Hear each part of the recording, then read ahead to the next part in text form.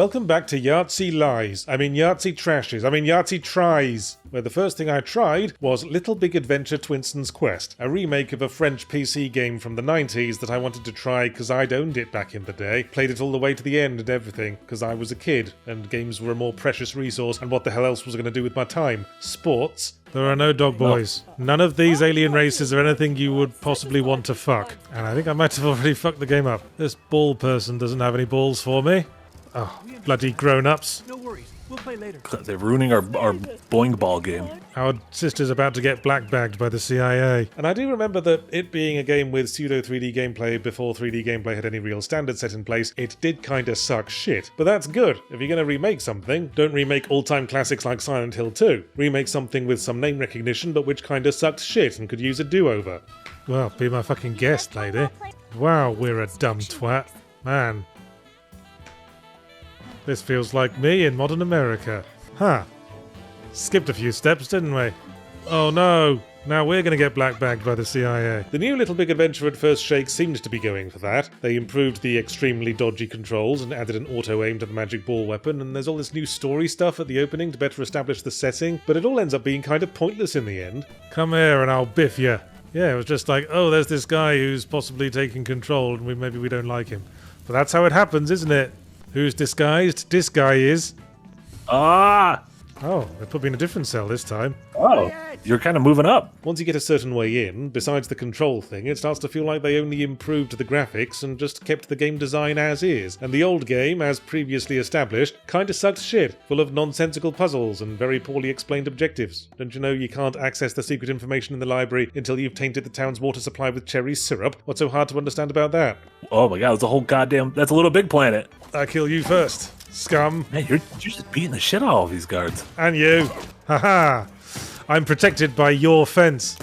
Well, the less we know about our dad's glowing balls, the better, frankly.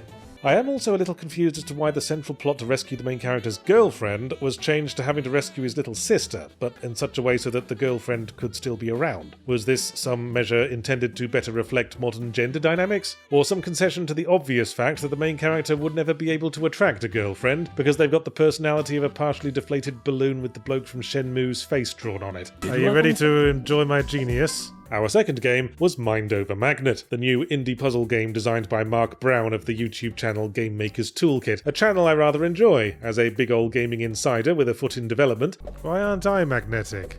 I'm a robot, aren't I? Did I say magnetable instead of magnet? Magnetic? Oh no. Not right now, thanks. Ah! Yeah, don't mess with me. I've played Portal 1 and 2. It's a straightforward, level-based puzzler about magnetism. You're a little robot who has a little magnet friend and must puzzle your way to the exit by flipping and weighing down switches to activate lasers and magnetic fields in the right sequence. Classic stuff, really. And it turns out, the guy who does Game Maker's Toolkit knows a thing or two about how to design a game. It's a very efficiently put-together sequence of puzzles with that Portal/Talos principle quality where the puzzles ramp up the challenge nice and manageably, introducing each new mechanic without breaking up the flow with excessive tutorializing, and ensuring one never feels overwhelmed and always feels satisfied when the logic finally clicks and we see the deceptively simple solutions. Oh my gosh! Oh my god, who's that? It's Mind Over Magnet. It's dialogue. The titular magnet. Magnus the Magnet? Well, I get it. Thank goodness Mark Brown doesn't write novels. Whee! Huh. Well, you both said we. I'll catch you later, asshole.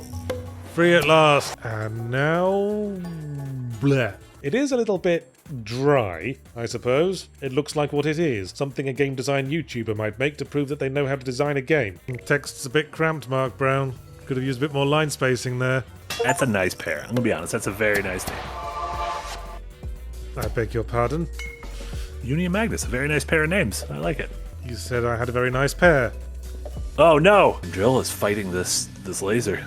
What a battle for the ages. It all sort of clicks on as efficiently as you could want, but I think for me it's X factors that make a puzzle game really hit the high watermark these days. Portal's humour, Talos Principle's setting, Oprah Din's story. That's what I feel like we're missing here. My poor brain hurts. Doctor! Doctor!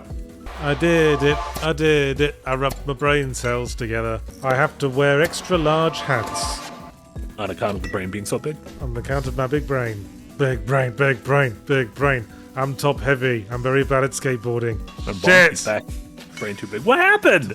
My big Look at brain the chat for a failed me. second. It's got story and character, but it's only precisely as much as is needed to keep the cogwheels turning. The magnet's name is Magnus. Steady the fuck on. Yeah, I know, I'm impossible to please. I want the moon on a stick.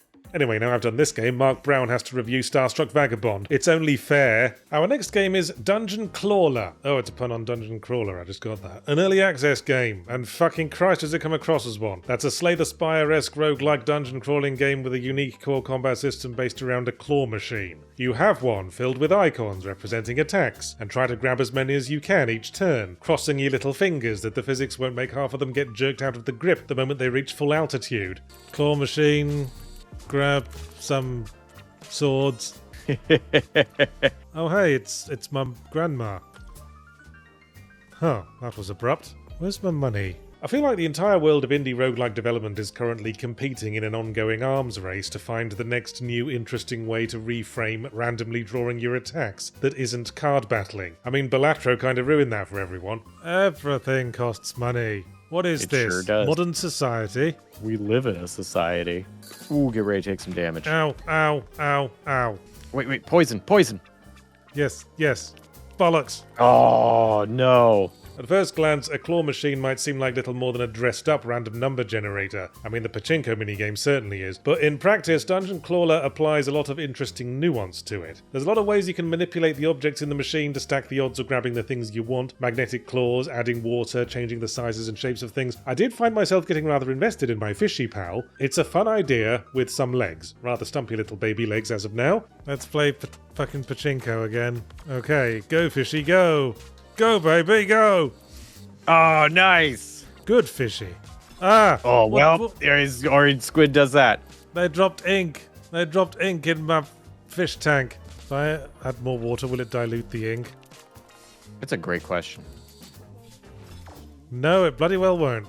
I was of the understanding that your game can't be early access on Steam these days unless it's basically done. But I think Dungeon Clawler's going to need a lot more than this. It's not much more than the core combat system at this point. It needs a story, it needs a more involved overworld system. The GUI could definitely use some work, maybe some nice transition animations.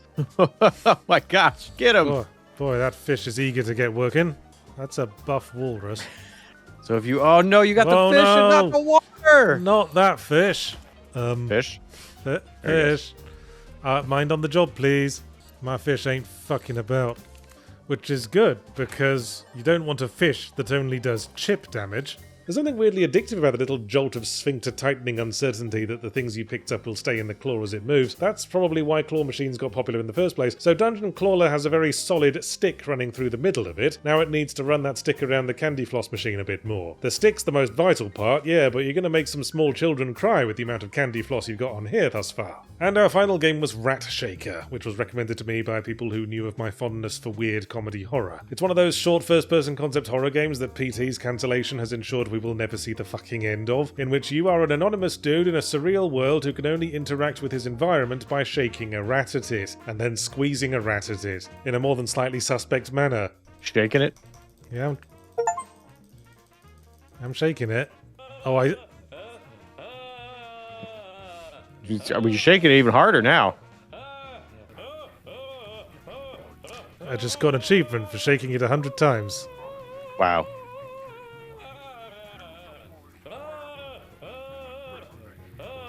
On the comedy side of things, I did laugh the first time I shook the rat and it started yelling in a normal dude's voice. Kind of a one-joke concept, but it occasionally came back around to being funny. Captain President with $20 says, I imagine this is what Jack's childhood was like. Boy, don't cut out my webcam and take it out of context. Hey, look at me, everyone. This is my impression of an Andrew Wyeth painting. If I was more cultured, I would go, oh yeah, that. Once you move past that, though, it becomes about as bog standard as a short concept horror game gets. In fact, it rips off a lot of notes directly from PT. The repeating house, the ghostly dead babies, the reassembling a photograph, the only allowing you to progress if you meet some incredibly arbitrary checkpoint flags that don't resemble anything remotely close to a game mechanic. And yes, it turns out all along you were a dude who murdered their wife, being confronted by their own guilt in a delusion delusional nightmare world. I mean, that shit was old hat before PT. It's just all of that, but now you're squeezing a rat at things that keeps taking the piss out of you. Well, first we shake the rat, and then we have to squeeze the rat to fill the object we want to interact with rat juice. What's hard to understand about that? Are you scolding your radio? I don't know. Oh, speaking of good paintings. Yeah, it's PT. It's probably shooting for an out-and-out piss take of PT and slightly pretentious concept horror games in general, but I don't know, the horror was played a bit too straight, and the humour doesn't quite land well enough for it all to work. The rat could have used a few more one-liners so it didn't repeat itself so much. You like that? You're a kinky little rat, aren't you? Well, okay then. Well, it is Saturn devouring his son. Actually, it's Ratton devouring their son. I know I've made a good joke when that is the auditory response. I do think rat shaking might be worth further exploration as a core gameplay system. Maybe next you could try making a grand strategy game where you appease hostile neighbouring kingdoms by arranging marriages between ruling families and then shake rats at each other. Yeah, well, I eat every day. That's not new. Yeah, but I eat all the time. You have to eat special extra food. Yeah, like turkey, the blandest meat in the world. Oh my gosh, no, not turkey. Turkey is bottom tier meat. Like, get out of here with that. Ham's good. Fixings are great. I have ham sandwiches most days. Ham and cheese, even. Curry. Heck yes, I love curry. That's a great pick. I'd like a nice big Indian meal with like multiple curries and a big pile of basmati rice flavored with jasmine. Oh my gosh. Some vegetable biryani on the side and some samosas. And then just like pig out. Both hands. Straight huge banquet of Indian dishes in front of me. Both handsing it. Nom, nom, nom. That's the kind of meal I don't get every day that I would want. You're concerning. Oh, no. It's not a bad idea to add a bit of context to why we're in prison. Oh,